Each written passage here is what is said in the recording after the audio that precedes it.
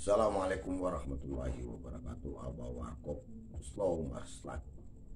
Di kesempatan kali ini Abah Warkop ingin mengulas tentang apa yang lagi hangat, yang berkenaan dengan seorang yang bernama Panji Gumilang, yang katanya adalah pemimpin pondok pesantren terbesar di Asia Tenggara, yakni Al Zaitun. Di saat kita sementara umat Islam merayakan Idul Fitri 1 Syawal 1444 Hijriah, kemarin ada sebuah unggahan video dari sang Panji Gumilang, yakni pelaksanaan sholat Id di tempatnya di Pondok Pesantren Al Zaitun, yang dalam tanda kutip adalah sebuah, menurut umat Islam mayoritas, bahwa agak ada kejanggalan melihat karena saf yang sangat berjauhan dengan jarak, dan bahkan ada seorang wanita yang ada di campur baur dengan pria, bahkan ada yang umat berlainan keyakinan berbaur dalam pelaksanaan ibadah sholat Id. Itu satu yang sangat menghebohkan.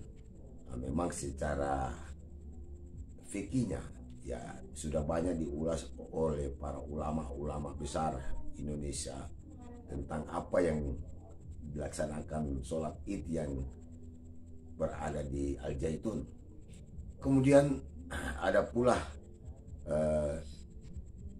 sebuah unggahan yang menyatakan bahwa bahkan beliau Panji Gumilang telah mencoba dan merencanakan bahwa sholat Jumat itu khotibnya seorang wanita. Nah, ini nilainya apa lagi yang dia akan lakukan? Kemudian model ajan yang tidak lazim lah. Yang berikutnya, di suatu ketika acara, Panji Gumilang melakukan salam yang biasa dilakukan oleh umat Yahudi, dan bahkan konon katanya Panji Gumilang di Al Zaitun itu ada rukun-rukun Islam lari dari apa yang selama ini kita yakini. Ini persoalan yang sangat fundamental bagi agama kita, dan kemarin sudah dijelaskan oleh berbagai ustadz-ustadz apa yang dilakukan oleh Panji Gumilang. Yang memang kita orang awam yang terbatas ilmunya mungkin tidak bisa masuk terlalu ke dalam, tapi kita umat hanya melihat kelaziman yang dilakukan oleh umat Islam atas pelaksanaan ibadah, termasuk juga ajan yang dilakukan di Pondok Pesantren Al Zaitun. Bahkan yang lebih bombastis, Panji Gumilang itu menyatakan bahwa sebenarnya dia menggunakan apa yang disebut dengan mazhab dari Bung Karno. Wah.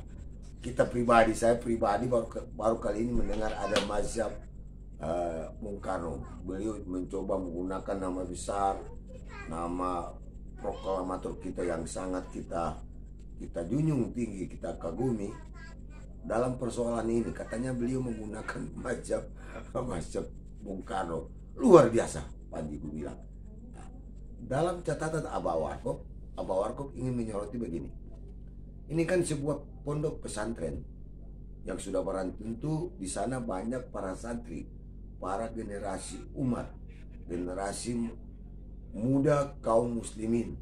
Ini kalau tidak cepat direspon oleh Majelis Ulama Indonesia, ini bisa bahaya, sekali lagi bisa bahaya. Luar biasa generasi muda kita, berapa ribu santrinya, dengan pola-pola pimpinannya, dengan pola-pola pemikirannya ini, yang menurut beliau punya ada dalil-dalilnya, tapi kan semua dalilnya dibantah oleh para guru-guru, para ulama kita. Sekali lagi ini harus cepat direspon oleh Majelis Ulama Indonesia sebagai benteng pertahanan umat dari sisi akidah dan segala pelaksanaan tentang ibadah, bil khusus umat Islam. Kalau tidak, sekali lagi ini akan berbahaya terhadap santri-santri yang menimba ilmu di dalam pondok pesantren yang konon terbesar di Asia Tenggara. Kalau ini tidak dilakukan juga, akan timbul pertanyaan, ada apa di balik pondok Al Zaitun pimpinan Panji ya? Maaf kalau saya salah menyebut, Panji Gumilang. Ada apa?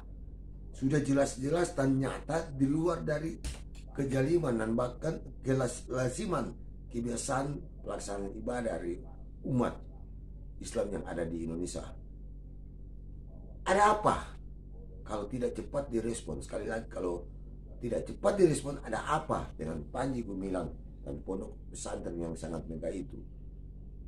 Kami harapkan Majelis Ulama Indonesia, kemudian Kementerian Agama harus cepat merespon, memanggil beliau atau apalah metode yang akan dilakukan, sehingga umat tidak dibingungkan oleh seorang yang mengaku seorang guru besar yang memiliki ilmu yang tinggi, Panji Gumilang.